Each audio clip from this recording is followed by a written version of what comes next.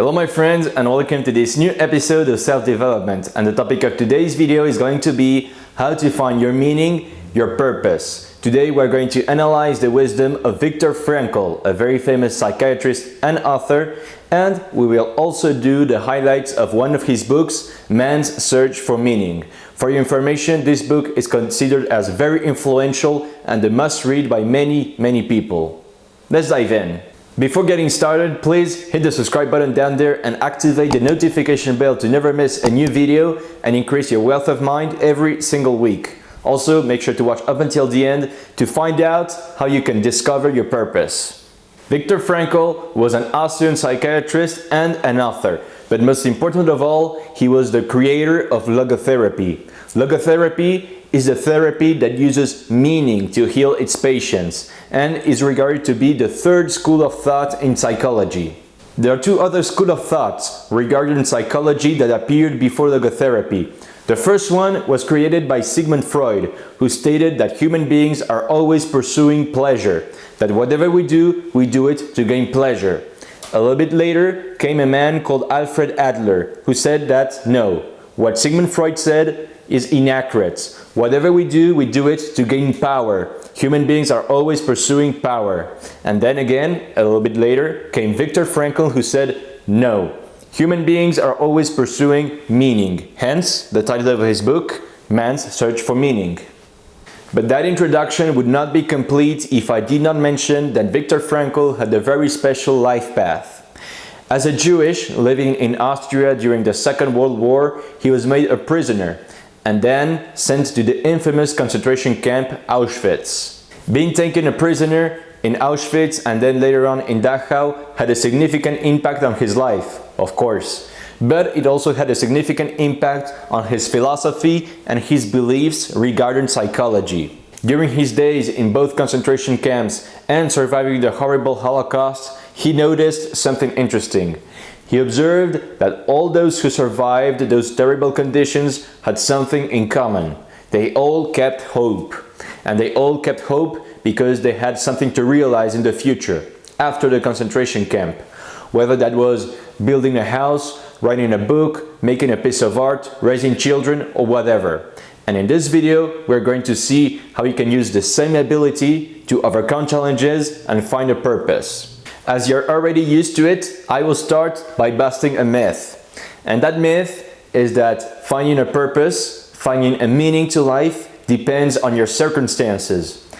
It is easier to find a purpose if you have the good circumstances. For example, it is easier to find a meaning to life if you are very wealthy than if you are very poor. Well, let me tell you that myth is plain wrong. As Viktor Frankl explains in his book, meaning can be found in any circumstances. And let us see what he has to say about this topic.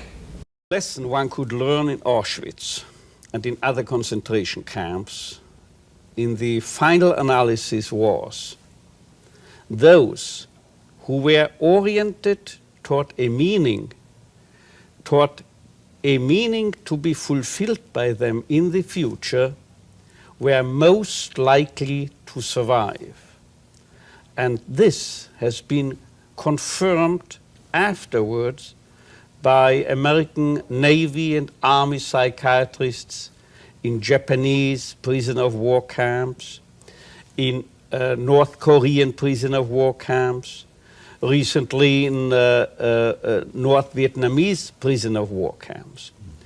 The orientation toward a future, toward a task, a personal task, waiting for them to be fulfilled in their future, or another person whom they were loving to be met again, to be reunited with them again in the future.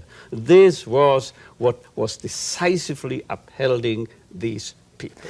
It is difficult to imagine circumstances that are worse than the Nazi concentration camps.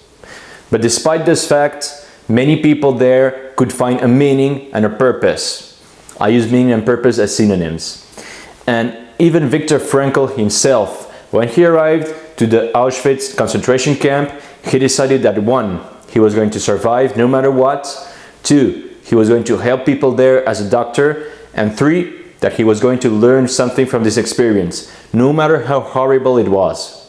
All the prisoners who survived had this in common. They had a meaning to be alive. They assigned a meaning to all the suffering.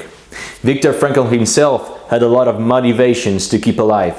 One of them was to rewrite the scientific manuscript that was confiscated to him at his admission in Auschwitz.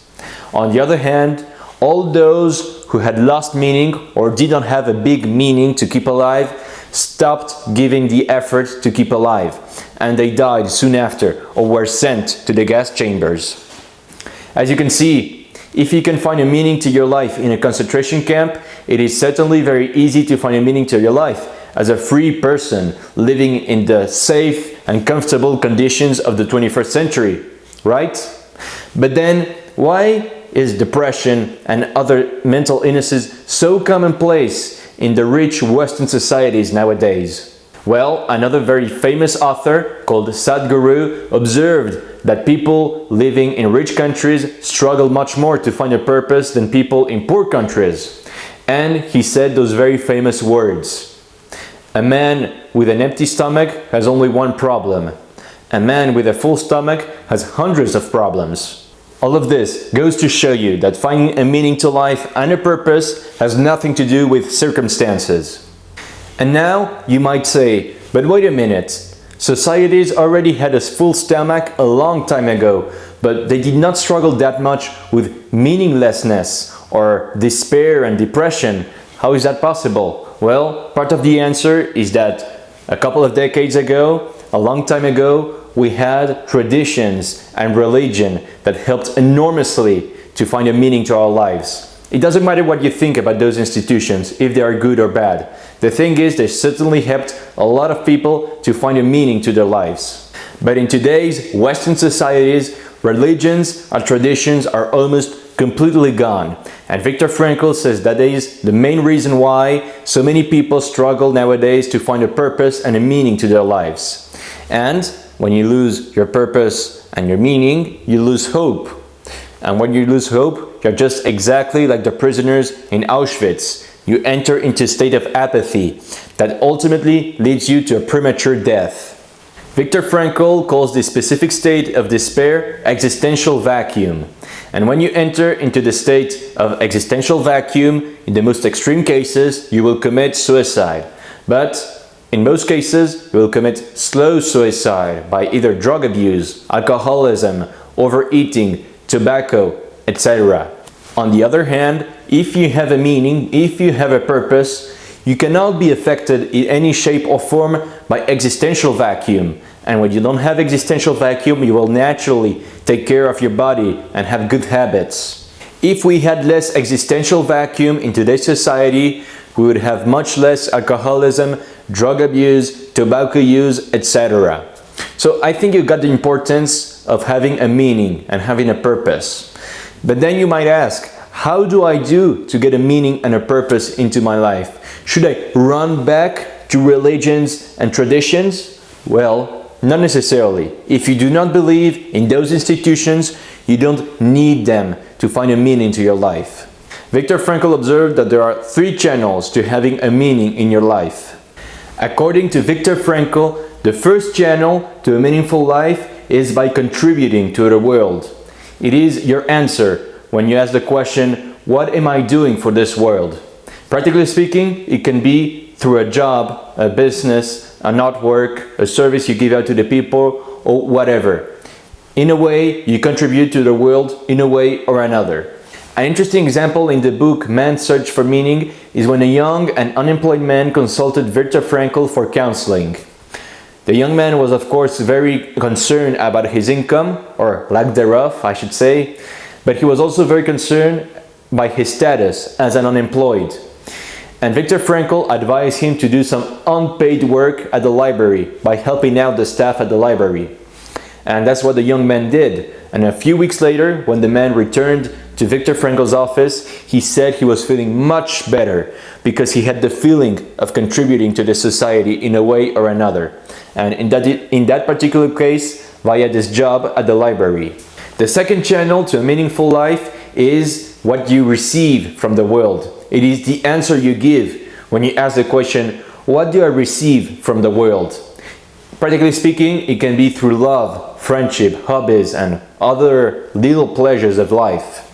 I think this one is pretty clear and does not need any more explanation. The third channel to a meaningful life can be achieved with pain and suffering. I know that may sound surprising, but that is the answer you give when you ask the question, how do I face the unavoidable sufferings? Because the reality is this, what really matters here is the attitude you have when you face pain and suffering.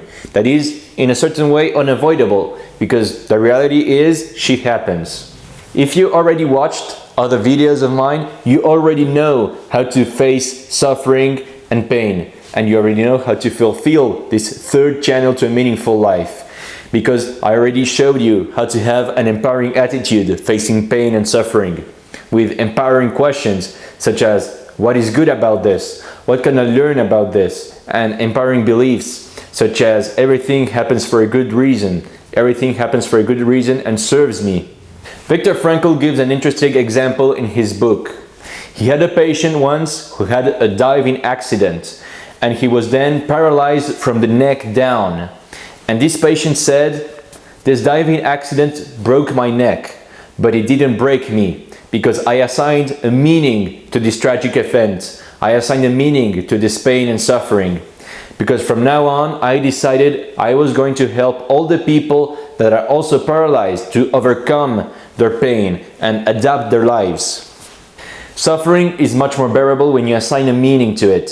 And Viktor Frankl has an interesting way to put it. He puts it in the form of a mathematical equation. Don't worry, it's extremely simple. It goes like this. D equals S minus M.